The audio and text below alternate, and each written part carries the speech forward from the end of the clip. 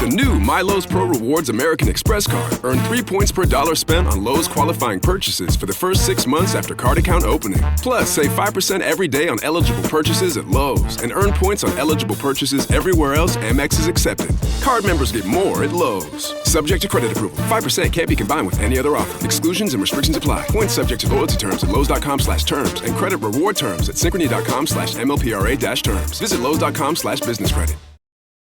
The official government website, aliens.gov, went live and finally revealed what all of this stuff is about. It's like, come on, man. And then we take a look at the story of a young boy growing up in a haunted house. But while he has traditional stories of phantom footsteps walking into his bedroom, he doesn't realize how mind-bending the experience actually is. And then we take a look at the story of 2 young men investigating an empty house. This is our Backrooms Special, by the way. There's a lot of liminal space stories here. We take a look at the story of 2 young men investigating an abandoned house. Little did they realize this house was not abandoned. In fact, it may actually be a secret gateway for those who control the world. Today on Dead Rabbit Radio.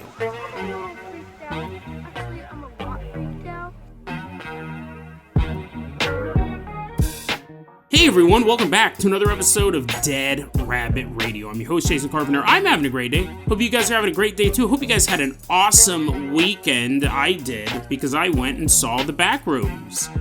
Really enjoyed the Backrooms. We'll get more into that in a second, because we are doing a Backrooms themed episode. I have to explain it a little bit. But before we do, let's take a look at our newest Patreon supporter. Someone who loves the Backrooms more than they love life itself, running into Dead Rabbit Radio Command. Everyone get on your feet and give it up for our newest Patreon supporter. 12 fish and a dog. Woohoo, yeah, yes! Comes running in. It's actually a humanoid made of 12 different fish and 1 dog paw. 12 fish and a dog is our newest Patreon supporter. That is why they are going to be our captain, our pilot this episode. If you guys can't support the show financially through the Patreon or the merch store or anything like that, it's totally fine. It really is. Just help spread the word about Dead Rabbit Radio. That helps out so much. Tell your friends, tell your family, tell everyone you know. Dead Rabbit Radio is your favorite paranormal show. That is how you can help the show grow. Well, let's go ahead and get started. Now, normally I do my Dead Rabbit Radio recommends in the middle of an episode, but I kind of wanted to set the tone for this. I went and saw the movie The Backrooms. It was fantastic. I don't know anything about The Backrooms. Well, I do now because I watched the movie, but I never watched the YouTube film series. I never really engaged with the media. All I knew was the original meme posted on 4chan. And that was about it. That really was about it. I knew there was a YouTube video. I never watched it. A YouTube movie. I never watched it. Never read any of the stuff. Never played the Roblox games. Nothing. I was just kind of aware of the fact that the Backrooms existed, not in real life or that we know of, but is a movie concept. So I went in kind of blind, and I went with my good friend Sabine. She had zero clue what the movie was about. She had never heard of it until I brought up the movie. She didn't know about the meme. She didn't know about YouTube series or anything like that. So we had 2 people, both in their 50s, going to see this movie, and it was absolutely fantastic. Dead Rabbit Radio highly recommends The Backrooms. It is not scary. We were never scared, but it's very creepy. Very well acted, very well written, very well directed. It was by a 21-year-old kid named Kane Parsons who made it. And I know there's that stupid conspiracy theory going around that he didn't film it or whatever. Those conspiracy... I've long heard the conspiracy theory that Steven Spielberg did not direct Jurassic Park. Because he really couldn't have. He was working on Schindler's List. So he kind of like set stuff up and had someone else on set. Is that true? I don't know. I mean, those are 2 huge movies that he was making at the same time. But there's always stories like that going around. But really, I don't want to use the word enjoyable, but very different. I left, all my questions were answered, all the questions that needed to be answered. I see reviews going, oh, it leaves you unsatisfied, and they don't explain anything. They explain a lot. All you need to know, and very, very good movie. So I recommend checking out The Backrooms. Dead Rabbit Radio recommends the Backrooms, but we kind of wanted to do a Backrooms special for today. That's how impressed I was by the movie. I also saw Faces of Death this weekend, and I really enjoyed that as well. But we're not doing a Faces of Death special, well, yet. Maybe I really did like Faces of Death. I finally got around to being able to rent it and checked it out. I'll probably do a recommends on that later. I go into more detail, but I wanted to do a Backrooms special. But unfortunately, I got to cover this story first. So it's such a cluster. 12 fish and a dog. Let's go ahead and get this party started. I'm going to toss you the keys to our interstellar vehicle, the Dead Rabbit rocket ship. Everyone climb on board. Make sure your spacesuit is nice and tight as 12 fish and a dog blasts us out of Dead Rabbit Radio Command all the way out to deep space.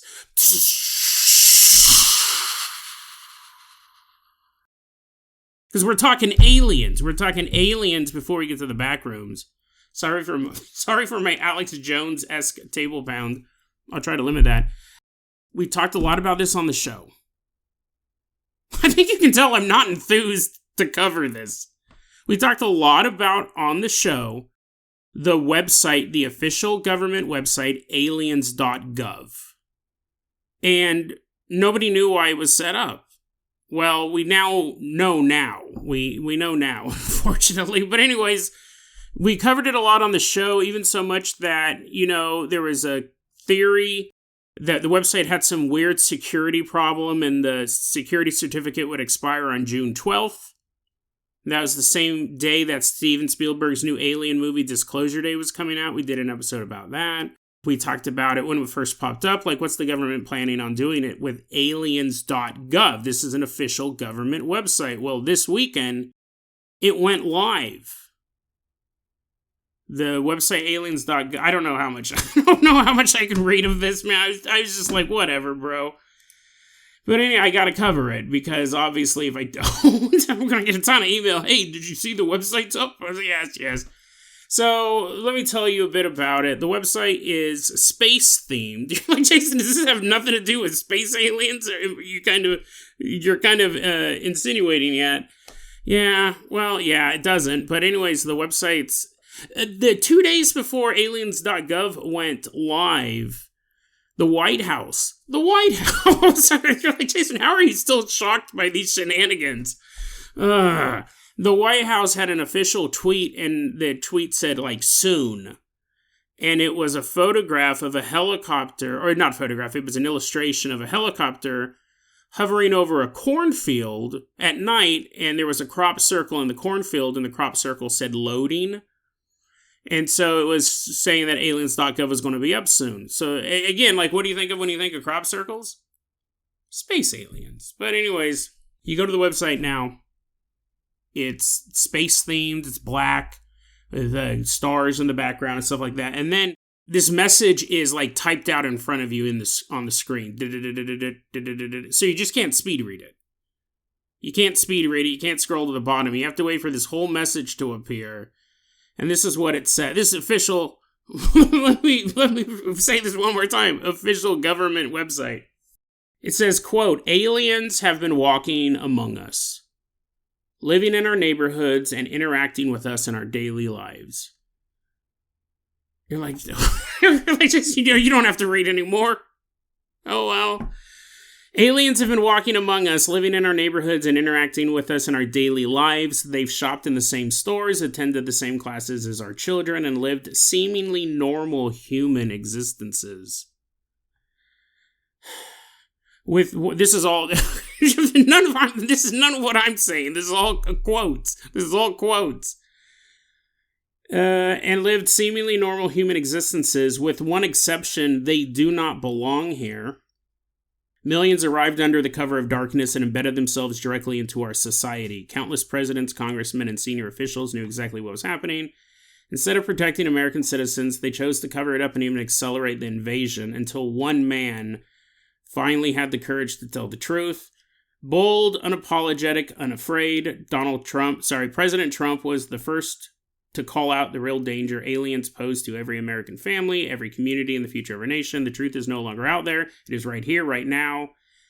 And if you're still like, whoa, this is huge, aliens are here, they're living among us, if you still think he's actually talking about space aliens and not illegal aliens, if you've read this or listened to this far and haven't realized that's what he's talking about, if you scroll down, that types out very slowly, right?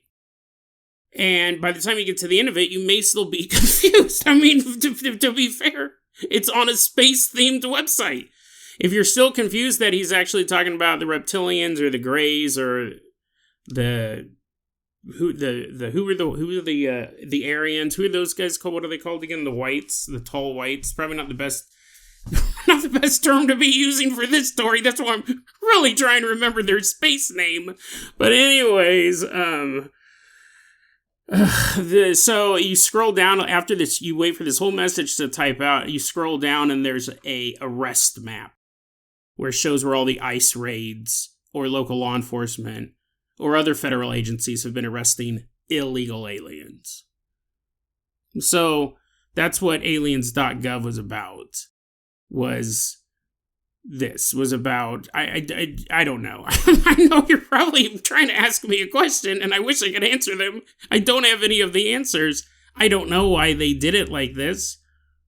I have zero clue. It doesn't make any sense because they're also, at the same time, declassifying all of this alien, not necessarily aliens, but they're declassifying a ton of sightings that previously were unknown to the general public. That are actual UFO, I think, right? Now I'm thinking, were they made up? Were they made up? If I go back there, is it going to be just ICE deportation photos? They recently had that website, which we covered, where they're declassifying all of this previously classified UFO sightings. But anyways, if you thought it couldn't get any more crass, I think would be a good way to put this. Because this is the thing. This is the way I look at it.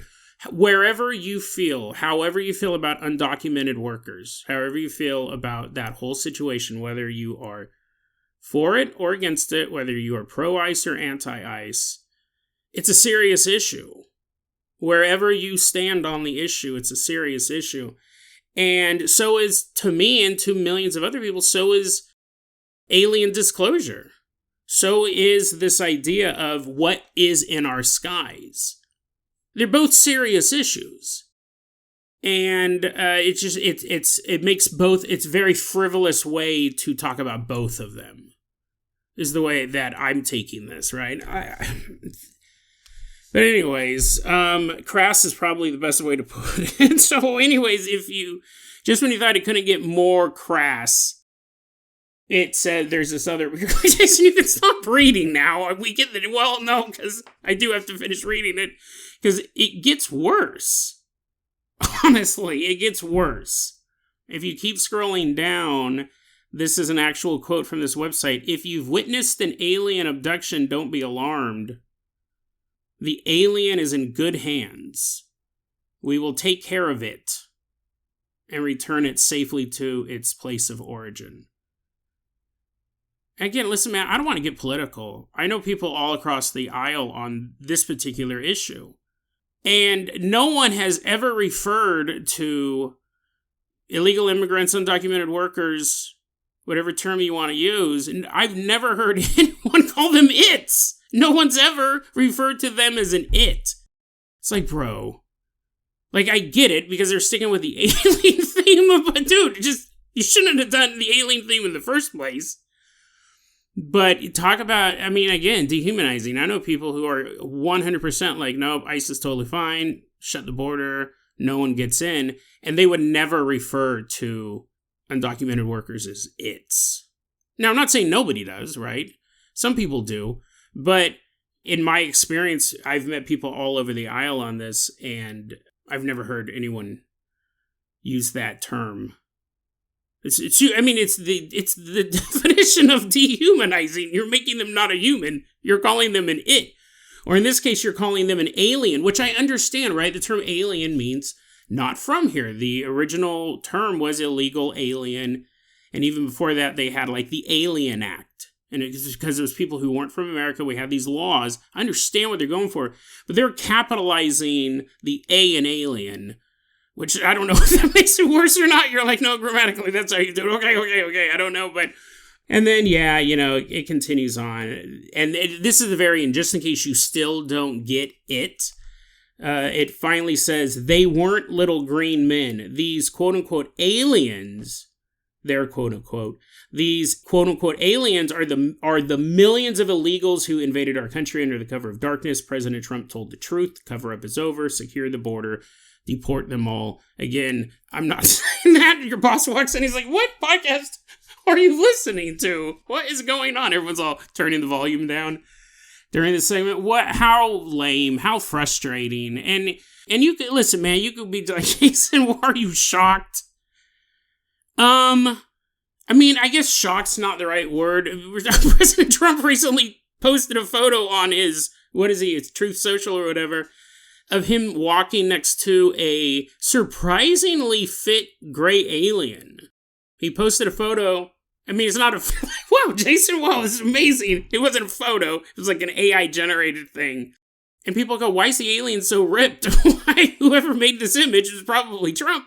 Why is the alien so ripped? But here's the thing. I think it's two serious issues. I think it takes the piss out of both of them for absolutely no reason. And now, with the rest of the stuff that Trump is disclosing about all these classified documents, it's like, what is the purpose? Like, what is he tricking us too? If we keep reading those, are we just going to end up reading a spreadsheet of ICE deportations? It's a letdown, and if I'm, shocked, you go, Jason, fool me once, a shame on you, fool me 752 times, a shame on me. I don't know why you're still, taking... He posted a photo of himself with a ripped gray alien. The gray alien had a six-pack.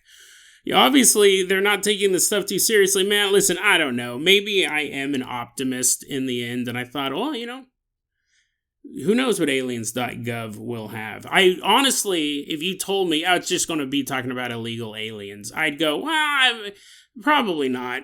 I mean, who would do that? Who would waste all this time and effort to trick their own citizens into thinking that alien disclosure was near, only to blow up the cover-up? There's nightly news reports on this immigration, right? I mean, it's not like all of a sudden I was like, what? What millions of people? Where did they come from? What? Across the border? What border? Obviously, we all know about this stuff. Again, whether or not, wherever you stand on the issue, it's like one of the top 5 things voters care about. Again, one way or the other. Anyway, so I really had to address it because I've talked about it so much on the show. Ooh, isn't this crazy guy's government website? Damn it! I saw it pop over the weekend and I just go, I gotta cover it, right? It would be even weirder if I just never mentioned it again. People are like, hey, whatever happened to that? Jason was talking about that, and then you check it out and you're like, what? So there we go. Sorry, 12 fish and a dog. I mean, it's just like, oh, can I just swim out of here? Can I dig a hole under the fence and then swim out of here? Sorry, but, I had to cover the first thing. So anyways, let's do our Backrooms Special. Woo! Spooky, spooky stuff. So consider this the official beginning of the Backrooms episode. 12 fish and a dog bring us back down to earth. Why don't I go ahead and toss you the keys to the Jason Jalopy. Everyone climb on board this lovable old hunk of junk as 12 Fish and a Dog drives us away from the debacle that is aliens.gov all the way out to... Whoa! Whoa! Whoa! We're falling through the back rooms. You're like, what? You're not going to do the car sound effect? Okay, fine. Whoa! Whoa! We're falling through the back rooms. This unending place. How do you describe it? How do you describe it? It's an unending series of liminal space rooms that is created by something, whether it is a force of nature or a sentient creator we don't know. Imagine, this is a great line in the movie, because it doesn't get things right. Furniture is melted together, walls and doors are in weird places. They say in the movie, imagine describing a dog to someone who's never seen a dog before, and then have them draw a picture of it. Sure, they would get some of it right, but it's the details that matter. And that's how the Backrooms works. It doesn't really know what a living room is, but it continuously tries to create one. And the more this is another cool line, the more it remembers, the less it does. So it keeps replicating things and it keeps getting wonkier and wonkier. So we're in the Backrooms, just this unending sea of harsh yellow lighting, fluorescent buzz overhead, and lots of furniture. Right? If you're going to get lost anywhere, at least there's ample places to sleep. You're like, I've been lost in the Backrooms for about 5-10 minutes. Time for a nap. But the Backrooms doesn't only exist in the world of fiction, I believe. Well, okay, let me back up here. You're like, what? Do you also believe Slender Man's real? I think what the Backrooms, that particular version of it, yeah, I think that's fictional. But the idea that you can no-clip out of reality, that was one of the earliest episodes of Dead Rabbit Radio when we covered, what was it called? Blue Hell, Michigan, or Michigan Blue Hell, I think was the name of it. We'll run that as a Retro Rabbit. I don't think we've listened to that episode in a long time, but the idea that reality is porous and flawed has always intrigued me. Always intrigued me. I think I got it from watching Time Bandits as a kid, that old movie about the dwarfs who stole the map of the universe from God. But anyway, so it's always been something that intrigues me. It's always been something that has frightened me. The idea of what is reality, and can you just fall through it? Can you simply slip between the cracks or no clip out of the universe into another place, another time, another somewhere that may not even be comprehensible to the human mind? I don't have any of those stories, right? Okay, I don't have anything that dramatic, but I do have 2 interesting short stories here for our Backrooms Special. First off, let's go ahead and do this. We're in the Backrooms. A 12-fish and a dog, though, luckily still brought the Jason Jalopy. We no-clipped through the road, and now we're driving around. The Backrooms is like, you're making a mess of the place. No! We're smashing over all their melted couches.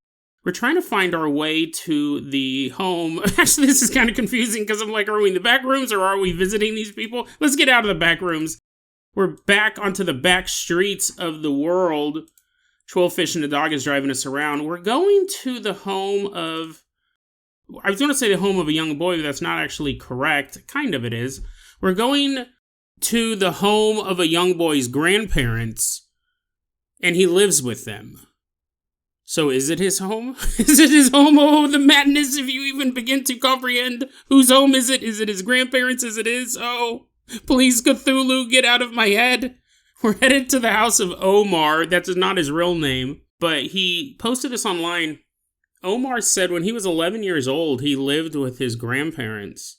And he goes, the house is creepy. The house is kind of creepy.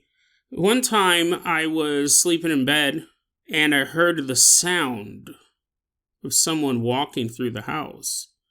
He hears the sound of thick, heavy rubber boots stomping down the hallway towards his bedroom. First he thinks it's his grandpa. He hears the footsteps walk into his room. At this point he's hiding under his covers. And he hears the footsteps walk into his room and then stop at the foot of his bed. And he peeks out from under the covers. No one's there. That's not Backrooms, right? That's just a normal ghost. It'd be terrifying. It'd be terrifying hearing thick, heavy rubber boots. It'd be terrifying hearing Nike sneakers, phantom sneakers coming down the hallway. But there's something more ominous about the thud of these boots. Typical ghost story, right? That's creepy. I wouldn't want that to happen to me. I'm a paranormal researcher who doesn't like ghosts visiting me. But what's more interesting, and I come across this stuff very often in my research over the years. He tells that story, which is a typical ghost story, but then he tells this one as well, and he's kind of like, here's 2 stories from my house, or my grandparents' house. But I think it's so funny because he did that story, and he also told this story. He goes, at the same house, my grandparents' house, he was a kid, right? Every so often he'd have to get up at night to go to the bathroom, which you don't know if you're going to run into Boots Boy. You don't know if you're going to run into the Boots.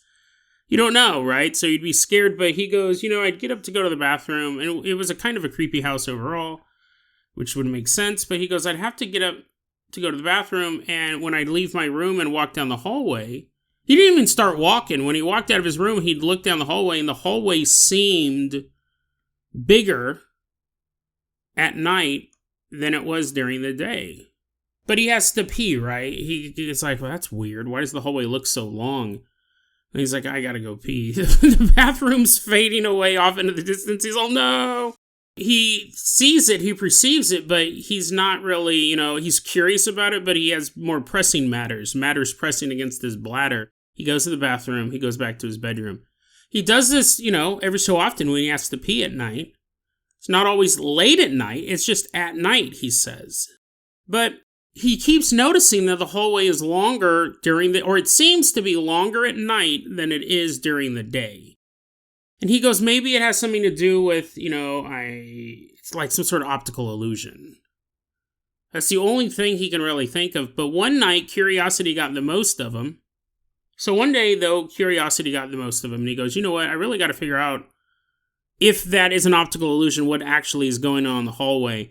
So that day, he walked the length of the hallway and he counted his steps. 1, 2, 3, 4, 5, 6. He goes all the way, it's 28 steps long. And he goes, okay. My parents are like, what is that lunatic doing? Why is he counting out loud? That's it, Margaret. I'm putting on my rubber boots. I'm going to stomp into his bedroom tonight. He counts the steps of the hallways, 28 steps to get from I don't know if it's from his bedroom to the end of the hallway or from one end of the hallway to the other. But either way, the length of the hallway, I'm assuming starting at his bedroom to the end of it, is 28 steps. He goes, okay, well, there'll be an easy way to solve this. Tonight, when I get up, I'll walk the hallway. And it'll be 28 steps and just be an optical illusion. Well, anyways, that night comes, and he walks out of his bedroom. He's walking, counting his steps. 25, 26, 27, 28, 29, 30, 31, 32, 33. He gets to the end of the hallway, it's 41 steps. And he turns and he looks and he goes, that can't be right. How's that possible? I'm going to count again. I'm going to go from where I'm at now back to my room. I must have miscounted. So he turns around and he starts walking down that hallway. 26, 27, 28, 29, 30, 31. It's 41 steps back to his bedroom. Now, don't make me do math, but I think that's 13 additional steps. What was the original number? 28 plus 13, you do 8, 9, 10, 11, carry the 1. Yeah, wait, what? Yeah. 13 extra steps. Which is funny, because I hadn't done the math. I didn't realize that was the spooky number 13. And he didn't notate that either. He just didn't know how it worked. He didn't go, and it was 666 additional steps. Oh, Satan, you really don't want me to skip leg day. He didn't say, and it was the spookiest number of all, 13 extra steps. I didn't even notice that until I had to do the math here. He just still can't figure it out as an adult. He goes, how is that even possible? That's impossible. How can you have a hallway that is 28 steps during the day but 41 steps at night? And it's not possible. In the world of physics, in the world of real things having measurable distances that do not change because it is a house, his hallway is longer at night. Now, stories like that always blow my mind. I love a good ghost story, I love a good alien story, don't get me wrong. But stories like this, they're truly unique. And you ask yourself, what does it mean? What phenomenon was actually going on here? Now, remember, it's funny because we could easily discount the story as, say, a dream if it only happened once. But he perceived that hallway being longer on a multitude of occasions. It was happening over and over again. That's why he ran the test in the first place. And he ran the test thinking he was going to realize it was an optical illusion. Instead, he found something that is truly unexplainable, truly impossible. Even people who believe in ghosts or aliens, it's not that they wouldn't believe this story, but they would go, well, they might just go, an alien did it. An alien, the house is clearly an alien starship, and he's being abducted all the time. But you know what I mean? There are people who believe in the paranormal, and a lot of times that's a catch-all term for the mainstream stuff. But when you bring up things like interdimensional travel, being able to walk into another reality or no clip out of existence, I'm not saying they won't believe it. I'm not saying people, but it is a different type of phenomenon. It requires you. Here's the thing. To believe in ghosts, in a lot of ways, can be comforting. You realize that there is life after death. To believe in aliens is, I don't know if it's comfortable. I guess it really depends, but it's definitely logical. The universe is so vast. How are we the only things in it? But the idea that you could move into a house and it breaks the laws, every known law of physics, that is mind warping. There's nothing in the lore that would explain what is going on. And it's very unsettling. You would start to wonder, well, wait a second. What about the places of my house that I don't go at night? The basement or the attic? Like, is that also transforming in some way? Am I safe in this house? What if I'm walking down the hallway as the sun rises? You're trying to run 13 steps, but you don't make it. Do you somehow get squashed in?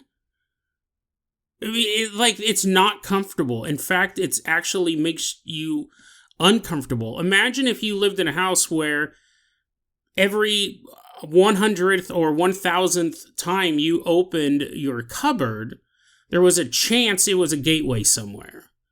And you may go, well, that'd be awesome, dude. I'm going to Narnia. Oh, yeah, sorry, Mom. I'm going to do some Narnia. See you when I'm 32 years old, but to you, it'll only be 5 minutes. But it's not even like that. Imagine every so often you open your cupboard and it's just pitch black in there. We covered that. We actually had a story like that, right? I'll see if I can find it. The guy was like a pantry. And when he opened it up, it was pitch black. Like blacker than black. He couldn't even find like the swinging light switch, I think it was. That was an interesting one. I'll see if I can find that episode. Very unsettling. It warps reality. A physicist, skeptic would say ghosts themselves warp reality because they don't exist. You can't have an energy form floating around, having a personality, doing all this Casper stuff. But this would this would make a ghost or an alien seem mundane. And it would be, again, more disconcerting.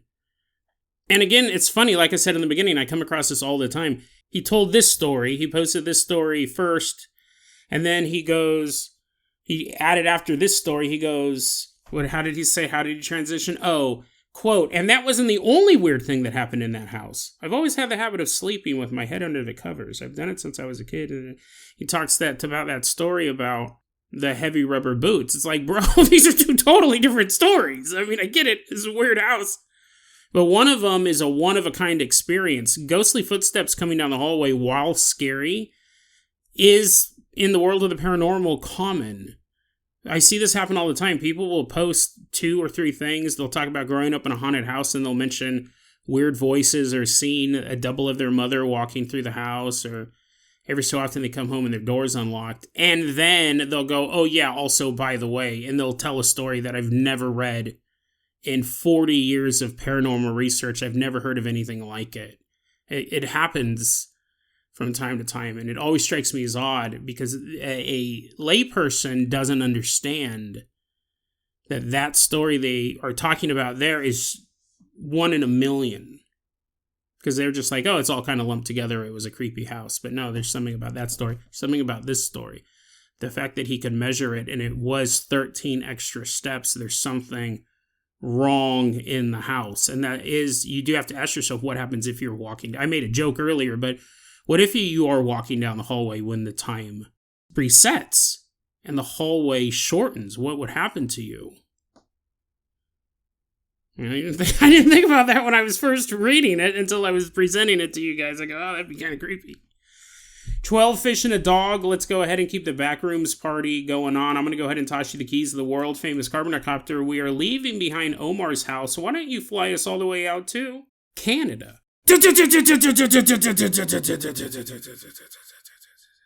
We're headed all the way out to Canada. Specifically, we're headed to a town, a city named Barrie. That's in central Ontario, Canada. We're about to meet two boys.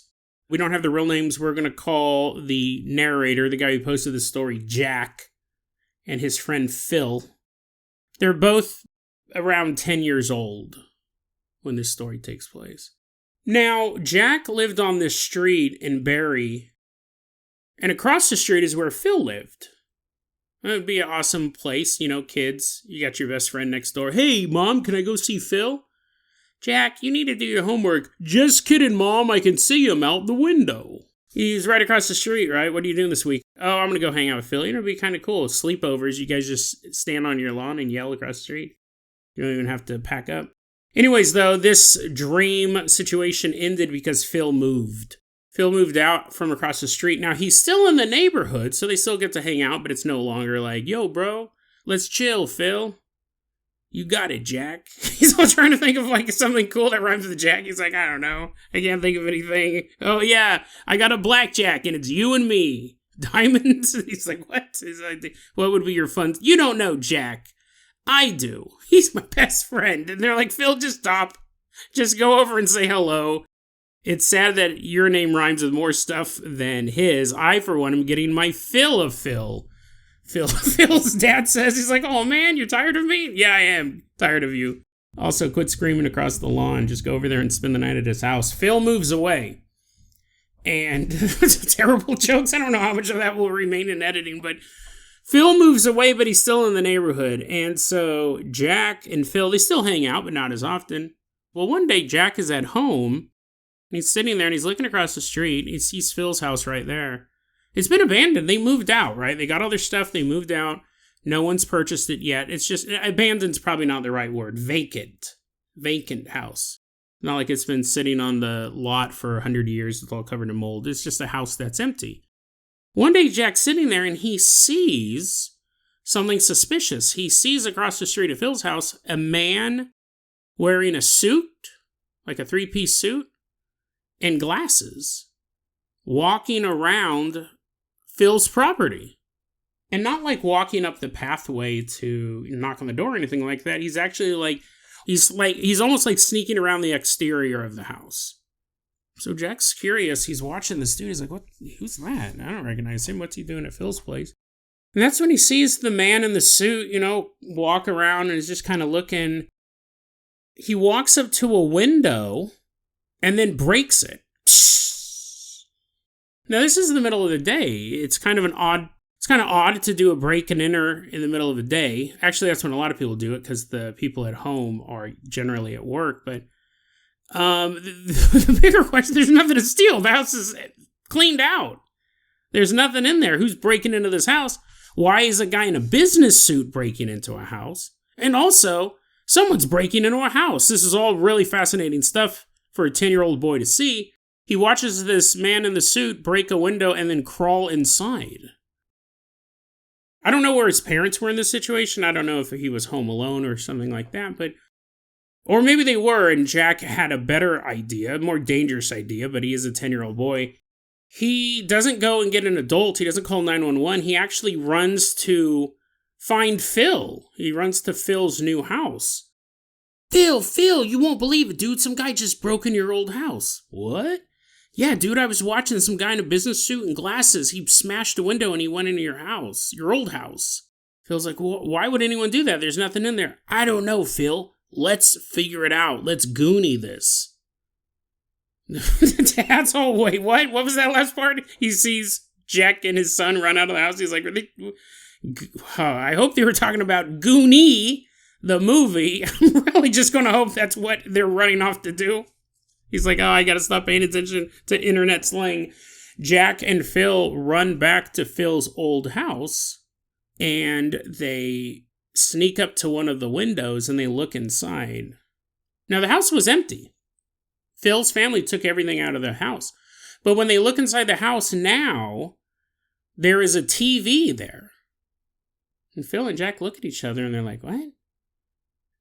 Phil, is that your TV? No, dude, we took our TV. I don't know what that's doing there. There's a TV in the middle of the house. It's turned on. And the man in the suit is standing there just watching television. Jack said that what the man was watching was just as far as what they could see from their vantage point, he said what the man was watching on television was a flickering image. And the image was of a triangle with an eye in the center of it. We know what that symbol is. But Jack doesn't understand what that image means or could mean, what it's associated with. All he knows in that moment when he's watching from their point of view, secretly watching this man watching the television with the flickering image of the triangle with the eye in the center, Jack said, I suddenly felt this deep fear begin to rise up inside of me. He wasn't afraid until this moment, watching the man break in, sneaking up on the house, staring at him, spying on him. But watching this image unlocked this primal fear deep inside of Jack. And he can barely even stand there and continue to watch this. But yet he can't look away either. And it is in this moment, the boys are watching the man watching the television set. It is this moment, though, when the man turns his head and looks directly at the two boys. Jack and Phil took off running. So Jack says later in life, he learned that the triangle and the eye symbol, which is, it's on the back of U.S. currency, but it's mostly nowadays related to Illuminati symbology.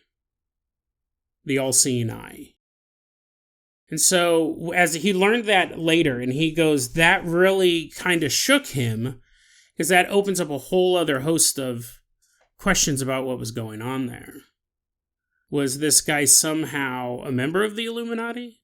Is this how they communicate with each other? Was he getting... This is all stuff that I'm guessing, actually. He didn't say any of this stuff.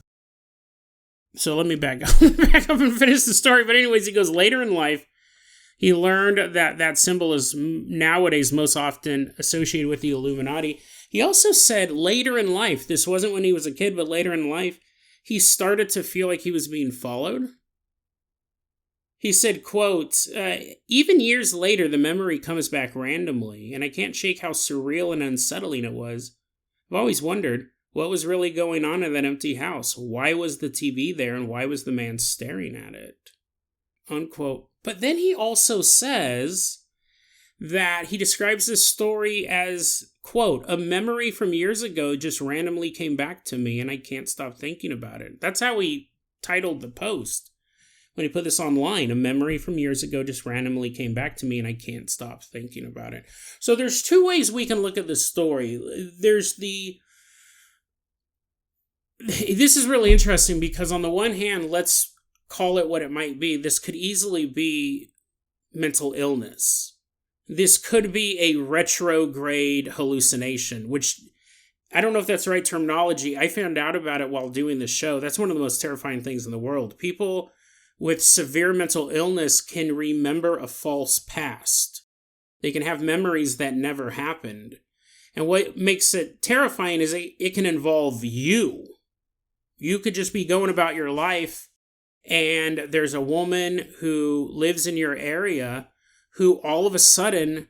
This was the one we covered on the show. There was a girl who believed her next door neighbor had been stalking her since she was in elementary school. He worked as a teacher at her elementary school, and then he worked as a teacher at her middle school, and then I think he was the janitor at her high school, and now he bought a house right next to her. And she's totally freaking out and trying to figure out how to get evidence to turn it over to the police, that he won't leave her alone. And someone commented, you might actually, like, this, her story didn't make sense the more information she gave. And someone said, you might actually be having a mental health crisis. This happens sometimes. You see a neighbor, and then all of a sudden you think he's been stalking you since you were a little girl. And you remember all the gifts he gave you that never happened. You remember the car rides he offered you when you were walking home from middle school, never happened. You actually didn't meet him until 6 months ago. And it's terrifying for both people. It's terrifying for the person suffering the illness because they have this horrible fear, this paranoia that just has no founding in reality. It's horrible for the dude. Imagine if all of a sudden you were accused of being a lifelong stalker. You never met her. But she has all these memories. Fascinating and terrifying. The fact that you can hallucinate the past. So I was reading that and I go, it's possible that actually it might be the beginning of mental illness. The random memory just popped back. He could have had it's very rare. These type of hallucinations aren't common, but I thought, it's interesting. All of a sudden he remembers something that happened and maybe it never happened. And he thinks people are following him now. Not like he felt like he'd been followed since he was 10. So it could be some paranoia. It could be his mind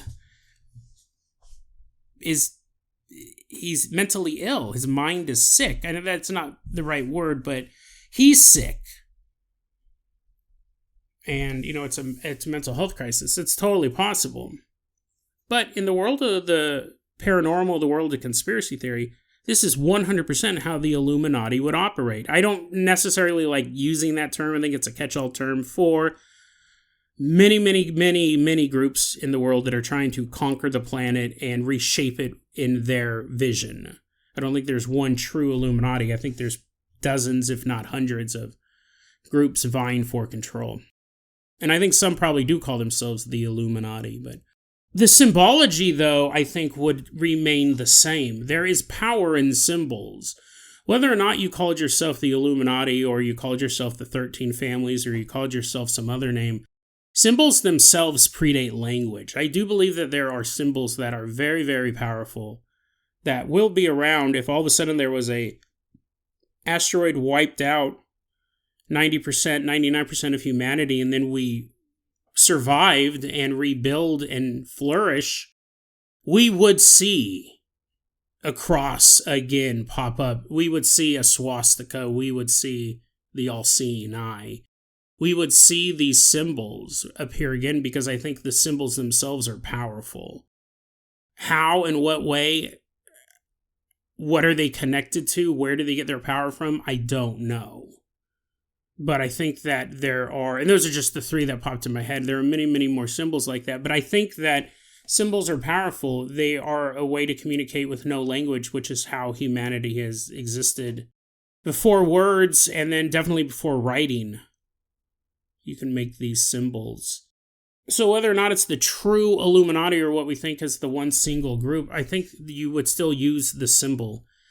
And the idea that, again, this is 100% how these secret societies would operate. You would have a vacant house. You would have a television or some sort of communication device set up in there. And if you needed to deliver a message or receive a message, you would simply go to that house. Our secret agencies, CIA, groups like that do it. Safe houses, right? You go, well, who brought the television in? Was the television plugged into the wall? Was it getting power? That's when we get to the paranormal side of conspiracies, which we don't talk a lot about on this show. But I do believe that there are groups trying to conquer the world and reshape it in their image. But I do believe some of these groups are more mystically bent than others. And, they just saying they made magically made a television appear, and then a magician was like, okay, hold on, I can only generate so much electricity with my wand. Well, it'd actually be pretty easy if you were a group that was trying to control the world. I think you could get PG&E to turn the electricity back on. You could easily turn the electricity back on in a house without ever even it showing up in the grid. Television, listen, they're thinking about it, the Illuminati's like, okay, we set this up. You're going to get all your mission information in abandoned houses, vacant houses. There'll be televisions or radio stations in them. It would make sense, right? There's so many vacant properties. People normally aren't paying attention to what's going on. You're looking at your neighbors to gossip, not the guy walking around this house. Jack could have easily missed this if he wasn't looking out the window. They have all this planned out. There's going to be a television set. It's going to give you a image, but that's going to be transmitting a signal. And the reason why we're doing it this way is so it can't be intercepted. But you're going to have to break the window. We're not going to leave the door open. We don't want anyone else to find this. So I hope you have like elbow pads or whatever so you can smash this window. All the Illuminati agents, you can tell them because their hands are all bloody. They got all these scars. They're like, oh yeah, I'm a top agent. Constantly going in and out of houses. We could figure out a better way. Apparently a wizard can shoot electricity out of his wand, but he can't open the window from the inside. I do believe that this is how these groups would operate. It's funny, I watched that movie Him, which I really enjoyed. We did Dead Rabbit Radio recommends on that. It was a huge box office bomb, and I think part of it was that it exposed too much stuff about how secret societies operate. As in, they go to this gala in the movie full of multimillionaires, like the people, not people who own NFL teams, the people who own the sports, like the owners of the NFL, the owners of the sports themselves. You have these multi-billionaire people at this party, and it's all full of like human sacrifice and saint worshiping and stuff like that. And it's held in a strip mall.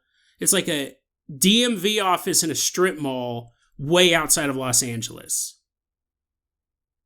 And that's 100% how you would do it. It would be hidden in plain sight. That's how these groups operate. And you walk in and there's this woman, this overweight middle-aged woman named Gladys or whatever. And she's like, hey, guys. And like these multi-billionaires are like, hey, Gladys. Because she's there all the time. And if you happen to have to renew your DMV, you would never have to go in there because you wouldn't even know it was existing as a DMV office. You drive past it every so often.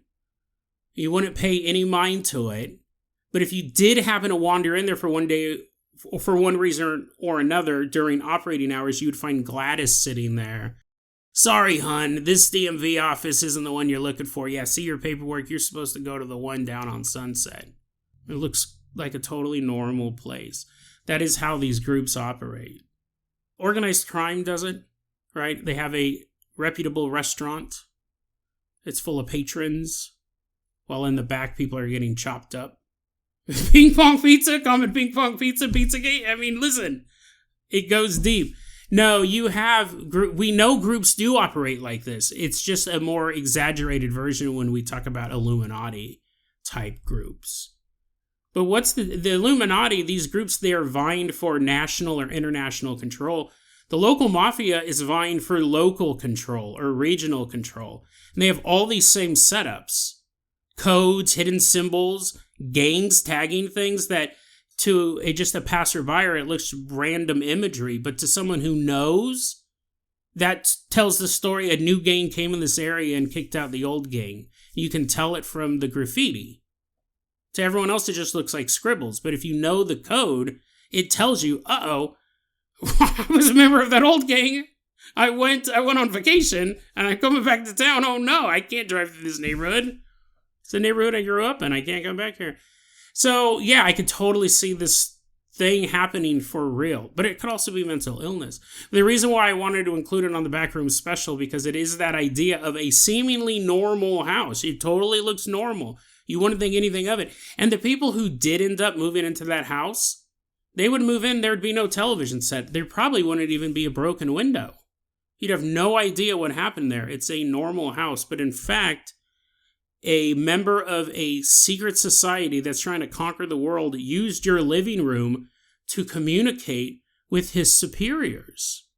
He was part of this cabal to enslave everybody. And he's watching hidden messages in a flickering television screen. The only image is an all-seeing eye. This idea that reality, this one's a little more realistic. You're like, Jason, it's actually probably... Well, here's the thing. It might be mental illness, but let's assume that it's not. What's more realistic? A Listen, logistically, you'd have to sneak in a television set. Well, actually, no, you wouldn't, because if you're talking about all this backroom shenanigans, the television set could have been warped from another reality into this living room. But then you're like, why'd the guy break the window? Okay, I'm trying to make sense of it. It's crazy like the back rooms. Did someone move the television set in and plug it into the wall and leave so this Illuminati agent could break in and watch it?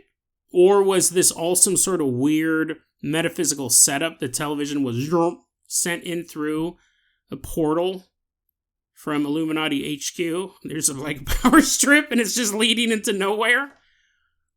And the dude's rubbing his elbow. He's like, man, I really wish you could just use these portals to, I don't know, warp me back into your base so I didn't have to keep breaking windows with my elbows.